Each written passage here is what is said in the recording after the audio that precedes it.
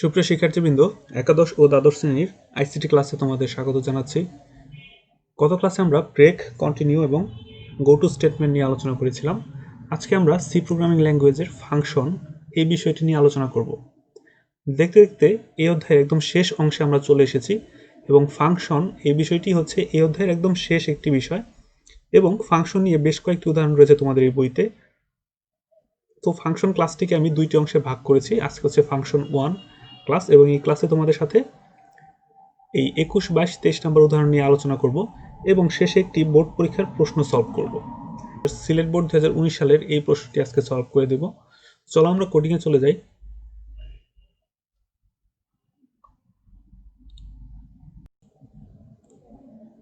তো শিক্ষার্থীবৃন্দ, প্রোগ্রামাররা যখন বিভিন্ন সময় প্রোগ্রাম লেখে তখন দেখা যায় যে একই কাজ একাধিকবার করতে হচ্ছে। তো এই কাজগুলো একসঙ্গে একটি ফাংশনের মধ্যে যদি লেখা যায় তাহলে কেবলমাত্র একবার ওই ফাংশনটি কল করলেই চলে, বারবার কিন্তু সেই প্রোগ্রামিংয়ের সেই কোডগুলো আর লেখার প্রয়োজন পড়ে না। তো এই বিষয়টি যখন আমরা এক্সাম্পল করব ফাংশনের তখন আর একটু পরিষ্কার হবে। যেমন এখানে প্রিন্টএফ একটি ফাংশন রয়েছে, এটি হচ্ছে স্ট্যান্ডার্ড ইনপুট আউটপুট লাইব্রেরি, যেটা এই স্ট্যান্ডার্ড ইনপুট আউটপুট লাইব্রেরি এই ফাংশনের আন্ডারে রয়েছে। এটা একটি প্রিন্টএফ ফাংশন। এখানে যদি আমি লিখি যে হ্যালো ওয়ার্ল্ড, এই হ্যালো ওয়ার্ল্ড স্ক্রিনে দেখানোর জন্য ব্যাকগ্রাউন্ডে কিন্তু অনেক কাজ করতে হয়। আমি শুধুমাত্র এই প্রিন্টএফ ফাংশনের মাঝে এই হ্যালো ওয়ার্ল্ডের লেখাটা দিয়ে দিলাম, আর আমার এই যে উইন্ডোতে যে দেখাচ্ছে হ্যালো ওয়ার্ল্ড, এই লেখাটা কিন্তু এখানে দেখাচ্ছে। তো এটার ব্যাকগ্রাউন্ডে আসলে অনেকগুলো কোডিং করতে হয়, সেই কোডিংগুলো মূলত লেখা আছে এখানে। আমার যতবার প্রিন্টএফ করতে হয় শুধুমাত্র একটি প্রিন্টএফ শব্দ দিয়েই আমি প্রিন্ট করতে পারতেছি। আমার কিন্তু বারবার অনেকগুলো কোডিং করতে হচ্ছে না। এই প্রিন্টএফ ফাংশনটা স্ট্যান্ডার্ড ইনপুট আউটপুট যে লাইব্রেরি তার আন্ডারে একটি ফাংশন। তো এরকম আমরা আরও কয়েকটি আজকে ফাংশন নিয়ে আলোচনা করবো। যেমন তোমাদের বোর্ড বইয়ের 21 নম্বর যে এক্সাম্পলটা রয়েছে সেখানে math.h নামে আরেকটি ফাংশন, আরেকটি লাইব্রেরি আমার হচ্ছে লোড করা হয়েছে। ইনক্লুড math.h নামে একটি লাইব্রেরি লোড করে নিলাম। এবার এই math.h এর আন্ডারে কিছু ফাংশন রয়েছে, সেগুলো আমি চাইলে ব্যবহার করতে পারবো।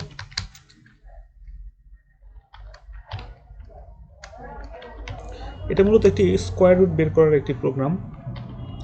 স্কোয়ার রুট মানে হচ্ছে বর্গমূল বের করা, তাই না? তাহলে আমি একটি লাইব্রেরি ফাংশন নিব। যেহেতু আমি স্ক্যানএফ ফাংশনটা কিন্তু এই স্ট্যান্ডার্ড ইনপুট আউটপুট লাইব্রেরি, যেটা studio.h, এটার আন্ডারে কিন্তু এটা রয়েছে। তো স্ক্যানএফ এর মাধ্যমে আমি একটি সংখ্যা ইনপুট নিব এবং সেই সংখ্যাটির বর্গমূল মূলত নির্ণয় করতে হবে। তাহলে আমি ডাবল টাইপের দুটি ভেরিয়েবল ডিক্লেয়ার করে রাখলাম, একটি হচ্ছে নাম এবং একটি রুট। এবং স্ক্যানএফ এর মধ্যে মূলত এখানে এলএফ দিতে হবে। আমি যদি ডাবল টাইপের কোনো ভেরিয়েবল যদি আমি ডিক্লেয়ার করি তাহলে সেটা স্ক্যান করার জন্য আমাকে এলএফ ব্যবহার করতে হবে। আর ইন্টিজার টাইপের ব্যবহার করলে এখানে %d দেওয়া লাগতো, যেহেতু ডাবল এই কারণে এখানে এলএফ দিয়েছি। তাহলে নাম যে ভেরিয়েবলটা সেটা আমি ইউজারের কাছ থেকে ইনপুট আকারে দিব। ইনপুট দেওয়ার পর এখন আমি একটা ফাংশন কল করব এবং সেটার নাম হচ্ছে square root, SQRT, square root. এটা শর্ট ফর্মে মূলত SQRT। এটা মূলত রুট ভেরিয়েবলের মধ্যে সেভ করব। SQR, স্কোয়ার, আর টিতে হচ্ছে রুট। তাহলে এখানে আমি এই নাম যে ভেরিয়েবলটা সেটা এখানে দিয়ে দিব। তাহলে এখানে কিন্তু স্কোয়ার রুটের মধ্যে ভ্যালুটা চলে আসবে। SQRT একটি ফাংশন এবং সেটি একটি ভ্যালু রিসিভ করে সেটি তার ফাংশনের যে কাজ, যে বর্গমূল নির্ণয় করার পর যে রেজাল্টটা, সেই রেজাল্টটা কিন্তু রুটের মধ্যে সেভ হবে। এবং ফাইনালি যদি আমি এটা প্রিন্ট করে দেখাতে চাই এখানে যে square root of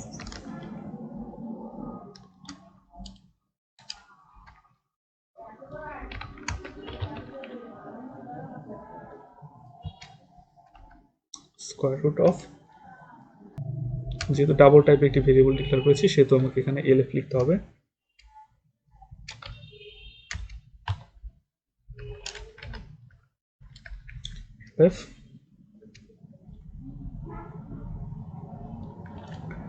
new line দিয়ে এবার এই প্রিন্টএফ ফাংশন মূলত করে কি, এখানে যে এলএফ এইটুকু রিপ্লেস করবে, আমি এখন কমা দিব যেটা সেটা, তাহলে এখানে স্কোয়ার রুট অফ, তাহলে এখানে আমাকে দিতে হবে নাম্বার। আরেকটা দিব হচ্ছে রুট। দেখো মূলত এখানে যে সেকেন্ড যে দুটো কোটেশন আছে, ডাবল কোটেশন, এই ডাবল কোটেশনের মাঝখানে যে সেন্টেন্সটা আমি লিখেছি যে স্কোয়ার রুট অফ, এই যে এই লোকেশনটা, এই লোকেশনটা রিপ্লেস হবে হচ্ছে নাম্বার দিয়ে। এই যে নাম্বার প্রথম ভেরিয়েবল দিয়ে এই পার্সেন্টেজ এলএফ এটা রিপ্লেস হবে, এবং ইজ এই এলএফ এই অংশটুকু রিপ্লেস হবে হচ্ছে এই রুট এই ভেরিয়েবল দিয়ে। তাহলে এবার যদি আমি এটা রান করে দেখাই তোমাদের, এটার কাজ হচ্ছে বর্গমূল নির্ণয় করা, এবং এটা একটা math.ace এর আন্ডার একটি লাইব্রেরি ফাংশন। ম্যাথমেটিক্স রিলেটেড যে কাজগুলো আমরা করব সেগুলো মূলত math.ace এর আন্ডারে থাকে। তাহলে আমি যদি দিই 64, তাহলে 64 এর স্কোয়ার রুট কত হবে দেখা যাচ্ছে না, ফন্ট সাইজটা একটু অ্যাডজাস্ট করে নিলাম, এবার কিন্তু দেখা যাচ্ছে এখানে। তাহলে স্কোয়ার রুট অফ এই 64 যেটা আমি দিয়েছি 64 সেটা রিপ্লেস হয়েছে এই অংশটি দিয়ে, এবং রেজাল্টটা হচ্ছে 8। তাহলে এটাই হচ্ছে স্কোয়ার রুট কীভাবে বের করতে হয়, SQRT, এটা দিয়ে মূলত বর্গমূল বের করা হয়। তাহলে এখানে এটার ভিতরে যা দেবো তার বর্গমূলটা এখানে সেভ হবে, এবং ফাইনালি এখানে এই রুট যে ভেরিয়েবলটা সেখানে মূলত সেভ হয়েছিল। তাহলে এই হচ্ছে স্কোয়ার রুট ফাংশন। এবার আমরা আরেকটা এক্সাম্পল করব, এটা হচ্ছে 22 নাম্বার এক্সাম্পল, এবং এখানে এটাও কিন্তু math.ace এর আন্ডারে একটি এক্সাম্পল তোমাদের সাথে আলোচনা করব। তো সেখানে আছে হচ্ছে কয়েকটি ভেরিয়েবল p, x এবং y। মূলত আমরা পাওয়ার কিভাবে নির্ণয় করতে হয় সেই বিষয়টা মূলত এখানে দেখব। তাহলে স্ক্যানএফ এর মধ্যে দুইটা ভেরিয়েবল আমাকে নিতে হবে যে কার পাওয়ার কত। যদি আমি x টু দি পাওয়ার ধরো 5 স্কোয়ার যদি আমি নির্ণয় করতে চাই, এরকম যে 5 স্কোয়ার নির্ণয় করবো, তাহলে কিন্তু আমার এই দুইটি ভেরিয়েবলই কিন্তু আমাকে নিতে হবে যে 5, তারপরে আমি এটা দেবো হচ্ছে পাওয়ার। তো এই বিষয়ের জন্য আমার দুইটা ভেরিয়েবল লাগবে, একটা হচ্ছে x আর একটা হচ্ছে y। এটাকে যদি আমি মনে মনে x ধরি তাহলে এটা হচ্ছে x two the power y এরকম, তাহলে 5 টু দি পাওয়ার 2 এরকম। তো সেক্ষেত্রে দুটি ভেরিয়েবল আমাকে স্ক্যান করতে হবে, তাহলে দুইবার আমার পার্সেন্টেজ এলএফ দিতে হবে। তাহলে একটি হচ্ছে এক্স এবং আরেকটি হচ্ছে ওয়াই। এই দুটি ভেরিয়েবল নেওয়ার পর আমাকে লিখতে হবে পিওডাব্লিউ। পিওডাব্লিউ মানে হচ্ছে পাওয়ার। তাহলে পাওয়ার এক্স কমা ওয়াই যদি আমি দিই, তার মানে প্রথম যে সংখ্যাটা আমি দিব এখানে এরকম হবে, মূলত এটা x to the power y এভাবে মূলত কাজ করবে। তুমি যদি এখানে এটা মূলত কাজ করবে, আমি কমেন্টে লিখে দিচ্ছি যে এটা মূলত এক্স এক্স স্কোয়ার হবে, এক্স এর উপরে ওয়াই পাওয়ার আকারে থাকবে, এভাবে আসবে মূলত এইটার কাজ। এটা মূলত দুইটি প্যারামিটার অ্যাকসেপ্ট করবে, দুইটি ভ্যালু সে কিন্তু রিসিভ করতেছে, এখানে এক্স এবং ওয়াই এর ভ্যালুটা রিসিভ করবে। রিসিভ করে প্রথম ভ্যালুর উপরে দ্বিতীয় ভ্যালুটা থাকবে আর কি, মানে এটার হবে হচ্ছে ওয়াই হবে হচ্ছে এক্স এর পাওয়ার আকারে এভাবে থাকবে। তাহলে আমি যদি পাওয়ার যে রেজাল্টটা আমি আসবে সেই রেজাল্টটা আমি এখানে সেভ করব পি এর মধ্যে, এবং এখানে লিখতে হবে এরকম দেখা যাবে যে এই অংশটুকু মূলত রিপ্লেস হবে পরবর্তী ভ্যালুতে 2 দি পাওয়ার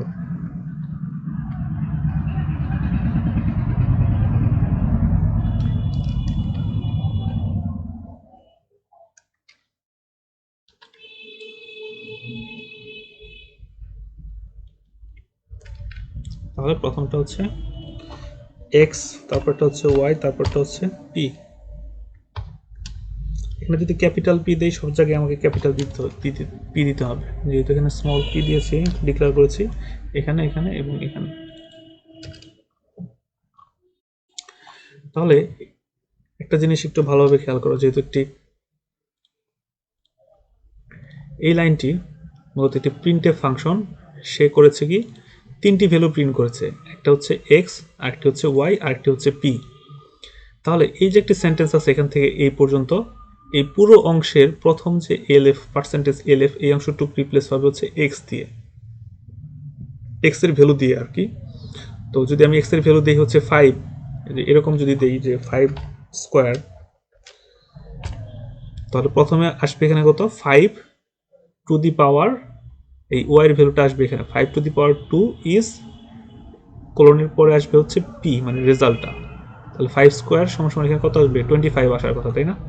তাহলে এটা যদি আমি একটু তোমাদের আউটপুটটা দেখাই,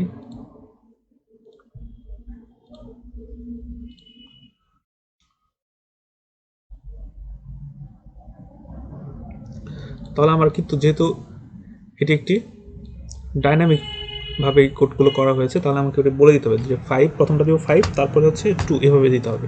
এটার মানে হচ্ছে 5 স্কোয়ার। তাহলে 5 স্কোয়ার সমান সমান কত? 5 স্কোয়ার মানে হচ্ছে 25। তাহলে তোমাদের কিন্তু এখানে আউটপুটে দেখাচ্ছে যে 5 স্কোয়ার সমান সমান এই যে 5 টু দি পাওয়ার 2 ইজ 25। তো এখানে অনেকগুলো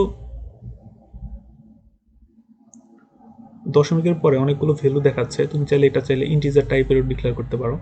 সেক্ষেত্রে যদি এখানে ইন্টিজার দিই, তাহলে এখানে পার্সেন্টেজ টি দিলেই কিন্তু হবে।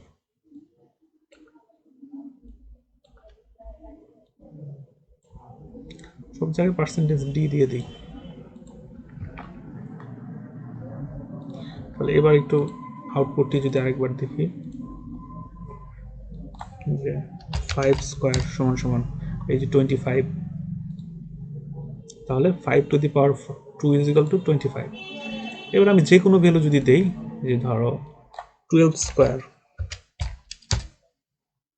সমান সমান 144, এরকম যে কোনো ভ্যালু যদি দেই, যে 8 অথবা 3 কিউব, এভাবে যদি দেই 3 টু দি পাওয়ার 3 সমান সমান 27, যে কোনো ভ্যালু, তার মানে হচ্ছে এটার উপরে পাওয়ার এটা।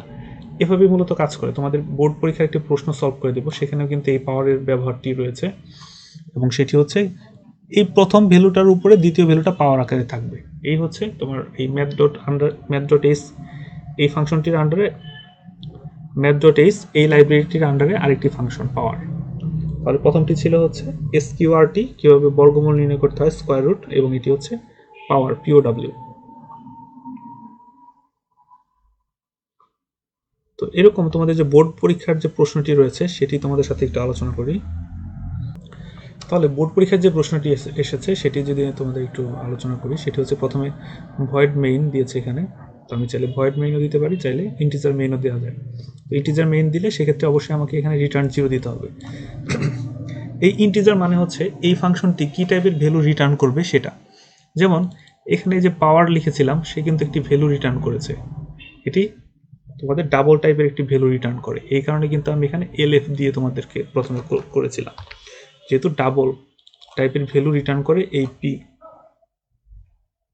তার মানে পাওয়ার যে ফাংশনটা সেটি মূলত ডাবল টাইপের একটি ভ্যালু রিটার্ন করে। তাহলে এখানে আমাকে অবশ্যই ডাবল ডিক্লেয়ার করতে হবে, এবং এখানে এলএফ ব্যবহার করতে হবে, এবং এখানেও কিন্তু এলএফ ব্যবহার করতে হবে।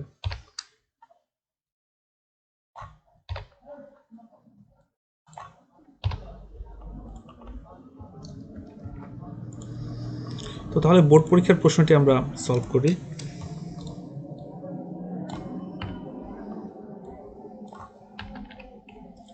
তাহলে এখানে ভয়েড মেইন আছে, ভয়েড মেইন লিখলেও হবে, ইন্টিজার মেইন দিলে হবে। তো ইন্টিজার মেইন দিয়ে আমি তোমাদের প্রোগ্রামটি করে দিই। এখানে মূলত এই স্ট্যান্ডার্ড ইনপুট আউটপুট লাইব্রেরি যেটা, সেটা লোড করা রয়েছে, এবং conio.h মানে console.io.h লোড করা হয়েছে, এটা কনসোল থেকে ইনপুট নেওয়ার ক্ষেত্রে। এটাও আমি ব্যবহার করছি না, শুধু math.h যেটা, সেটা শুধু ব্যবহার করে তোমাদের দেখাবো। তাহলে প্রথমে ইন্টিজার টাইপের কয়েকটি ভেরিয়েবল ডিক্লেয়ার করে নিই, আই, এম এবং হচ্ছে সাম। এটি মূলত কয়েকটি সংখ্যার বর্গের যোগফল নির্ণয়ের একটি সি প্রোগ্রাম। তাহলে প্রথমে হবে হচ্ছে inter the value of N. তাহলে প্রিন্টএফ,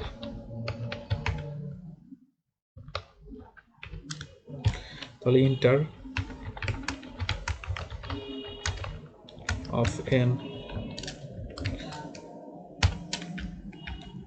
তাহলে এখানে স্ক্যানএফ নিতে হবে।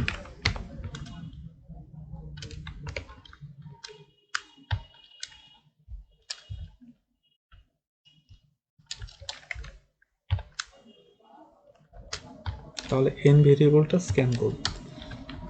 সাম সমান সমান শুরুতে 0 ধরে নিতে হবে, এটা চাইলে 0 ধরা যায়, অথবা এখানেও 0 দিয়ে দেওয়া যায়। আমি এখানে দিয়ে দিই, আচ্ছা এখানে থাকুক, যেহেতু পরীক্ষায় যেভাবে আসছে। একটা লুপ চালাতে হবে, ফর আই সমান সমান 1 থেকে শুরু হবে, I less than or equal N পর্যন্ত চলবে, এবং আই প্লাস প্লাস, মানে আই ভ্যালুটা এক এক করে বৃদ্ধি পাবে। এই হচ্ছে লুপ। এই লুপের মাঝে একটি কন্ডিশন আছে, ইফ i সমান সমান 3। গত ক্লাসে তোমাদের বলেছিলাম যে কন্টিনিউ স্টেটমেন্টটা কিভাবে কাজ করে। তাহলে কন্টিনিউ, এখানে কিন্তু ব্রেকেট দেয়নি।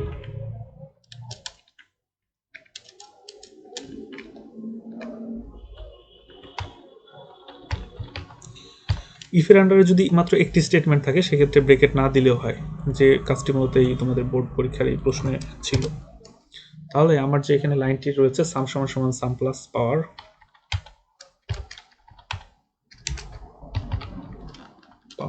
i to the power 2। এখানে কিন্তু ভ্যালুটা ফিক্সড বলে দিয়েছে যে i স্কোয়ার হবে সবসময়, মানে বর্গের যোগফল হবে। এবং শেষে এই প্রিন্টএফ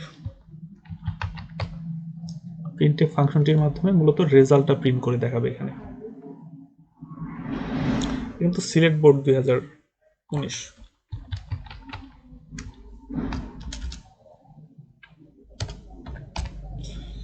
সালের একটি প্রশ্ন আমি এখন সলভ করে দিচ্ছি তোমাদের। প্রিন্টএফ পার্সেন্টেজ ডি দিয়ে আমাকে এটা নিউ লাইনে দেখাতে চাই, এই কারণে এম দিয়েছে। রেজাল্ট ইকুয়াল পার্সেন্টেজ টি, এর জায়গাটা রিপ্লেস করবে সাম দিয়ে। তাহলে এই হচ্ছে এই সি প্রোগ্রামটির কোড আমি লিখে ফেলেছি। এখানে কি হচ্ছে মূলত, প্রথমে এটা মূলত একটি ফর লুপের মাধ্যমে এক থেকে নিয়ে কিভাবে এন পর্যন্ত সংখ্যার যোগফলগুলো সামের মধ্যে সেভ হবে, কিন্তু এখানে বলেছে আই স্কোয়ার মানে বর্গ হবে, যেমন 1 স্কোয়ার 2 স্কোয়ার 3 স্কোয়ার, এরকম এন সংখ্যক বর্গের যোগফল মূলত এখানে সেভ হবে। তাহলে আমি যদি এটার আউটপুটটা দেখি যে কি আসে, যদি আমি দেই হচ্ছে 5, তাহলে 5 পর্যন্ত সংখ্যার বর্গের যোগফল, 5 পর্যন্ত সংখ্যার বর্গের যোগফল কিন্তু এটা না। কি কারণে না? এই i সমান সমান যখন 3, তখন এই 3 এর জন্য ওই 3 এর যে ভ্যালুটা সেটা স্কিপ করেছে। মূলত আমাদের এখানে আসবে হচ্ছে, আমি যদি n এর মান যদি 5 দিই তাহলে আসবে হচ্ছে 1 স্কোয়ার, এরকম যে 1 স্কোয়ার যোগ 2 স্কোয়ার যোগ 3 স্কোয়ার এভাবে আসবে, যোগ 4 স্কোয়ার যোগ 5 স্কোয়ার। তাহলে 1 square 2 square 3 square 4 square 5 square, মূলত এই জিনিসটা আসলে আসার কথা ছিল।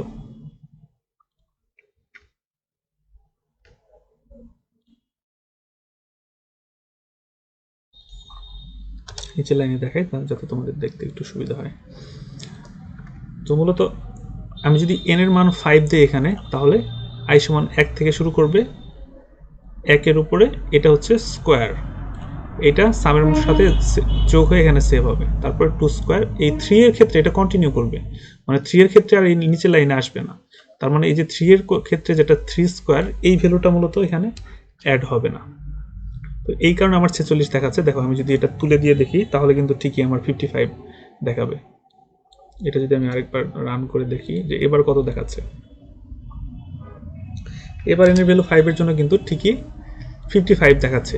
যদি আমি কন্টিনিউ করি 3 এর জন্য, তার মানে হচ্ছে এই 3 স্কোয়ার যেটা আর কি, মানে 9 কম হবে। তাহলে 55 থেকে যদি 9 বাদ দিই তাহলে থাকবে কত, হচ্ছে 40। তাহলে যে এটা দেওয়ার ফলে হচ্ছে কি, এই 3 স্কোয়ারটা শুধু এখান থেকে কমে গেল। তাহলে এটা যদি আমি তোমাদের একটু রান করে দেখাই, এবার রেজাল্টটা হচ্ছে 5 এর জন্য 46, তার মানে আমার রেজাল্ট ঠিক আছে। এবার যদি আমি 10 দেই তো 10 এর ক্ষেত্রেও কাজ করবে, শুধু 9 কম আসবে, তাই না? তাহলে এটাই হচ্ছে তোমাদের সিলেট বোর্ড 2019 প্রশ্ন। এবার তোমাদের বইয়ের আরও একটি এক্সাম্পল আমি তোমাদের সাথে আলোচনা করব, সেটি হচ্ছে স্ট্রিং টাইপের একটি লাইব্রেরি ফাংশন নিয়ে আলোচনা করব। সেটা হচ্ছে strlen, মানে স্ট্রিং লেন্থ। স্ট্রিং ডট এইস, এটা তোমাদের সাথে এবার আলোচনা করবো। এটা হচ্ছে তোমাদের এক্সাম্পল নাম্বার 23।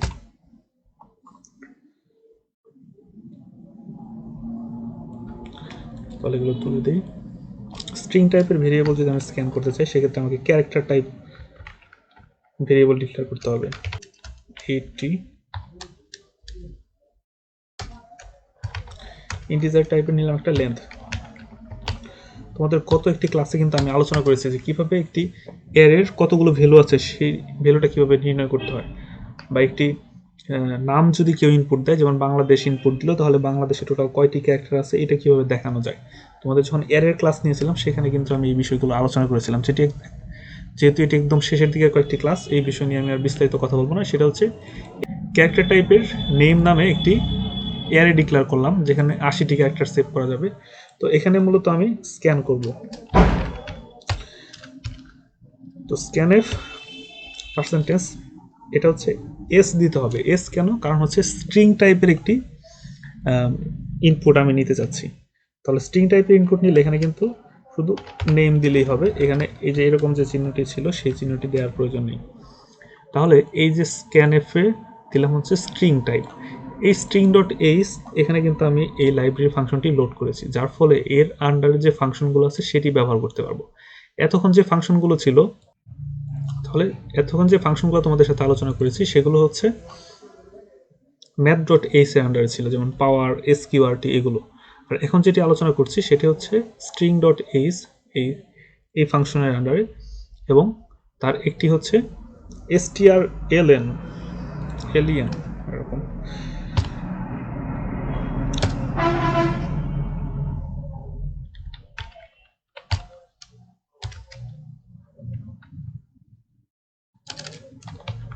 স্ট্রিং এর এলিয়েন মানে লেন্থ, স্ট্রিংটির লেন্থ কত হবে সেটি আমি নির্ণয় করব। তাহলে এখানে একটি পার্সেন্টেজ ডি দিয়ে আমি প্রিন্ট করে দিই, প্রিন্টে একটি ফাংশন দিয়ে আমি এটা প্রিন্ট করে দিই, প্রিন্টএফ পার্সেন্টেজ ডিও দিতে পারবো।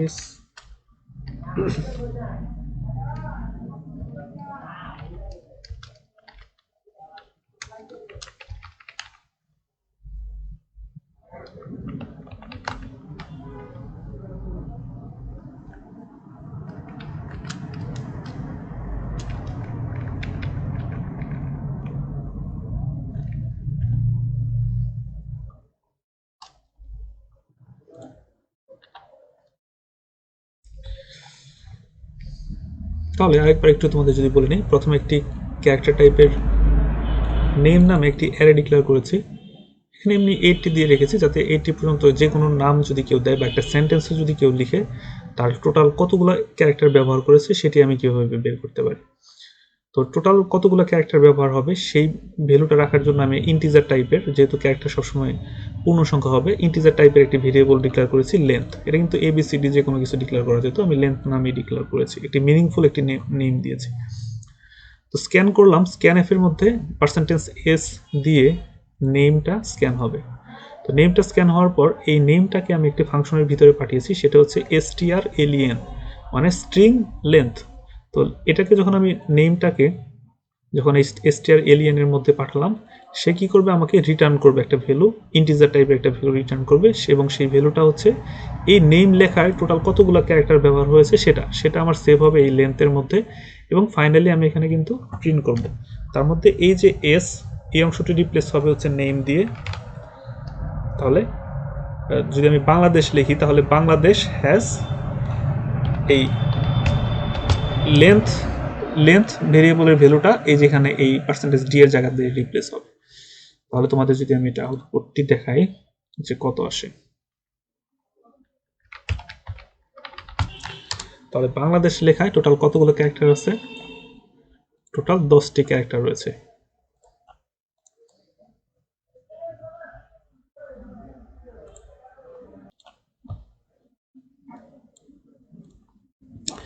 এবার আমি যে কোনো কিছু লিখতে পারি এভাবে, যে আমার নিজের নাম যদি লিখি,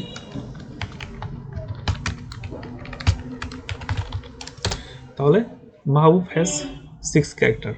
কি কারণে শুধু মাহবুব টুকে নিয়েছে এই অংশটুককে, কারণ হচ্ছে যখন আমি স্পেস দিয়েছি তখন নতুন ভেরিয়েবলের জন্য সে অ্যাসাইন করেছে, যার কারণে শুধু মাহবুবটাকে কাউন্ট করেছে, তার মানে স্পেস দেওয়া যাবে না। যে কোনো নাম যদি দেই, তাহলে তামিম হ্যাজ 5 ক্যারেক্টার্স, 1 2 3 4 5, এই হচ্ছে 5টি ক্যারেক্টার্স রয়েছে। এটি হচ্ছে str_alien। তো নেক্সট ক্লাসে তোমাদের আরও যে এক্সাম্পলগুলো রয়েছে সেগুলো নিয়ে আলোচনা করব। মূলত এই ফাংশন ব্যবহার করা হয়, এটা হচ্ছে লাইব্রেরি ফাংশনগুলো আমরা কীভাবে ব্যবহার করতে হয় সেটা দেখালাম। মূলত কিভাবে ফাংশনগুলো তৈরি করতে হয় str_alien, এটার মাঝে আসলে অনেকগুলো কোড লেখা আছে এবং সেগুলো কিন্তু রয়েছে string.h এর মাঝে। তো পরবর্তী ক্লাসে আমরা নিজেরা ফাংশন তৈরি করব এবং ফাংশন তৈরি করে দেখব যে কীভাবে ফাংশনগুলো ব্যবহার করতে হয়।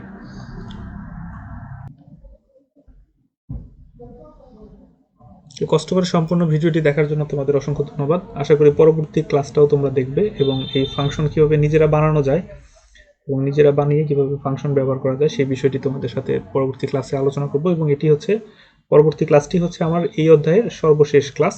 এরপর আমরা কয়েকটি বোর্ড প্রশ্ন সলিউশনের কয়েকটি ক্লাস দেব, তারপরে আমরা ষষ্ঠ অধ্যায়ের কয়েকটি ক্লাস তোমাদের সাথে শেয়ার করব। আমাদের যদি কোথাও বুঝতে সমস্যা হয় অবশ্যই আমাকে কমেন্ট বক্সে জানাবে বা ভাইবারে আমাকে জানাবে, আমি সেগুলো সমাধান করার চেষ্টা করব। সবাই ভালো থাকো, সুস্থ থাকো, আল্লাহ হাফেজ।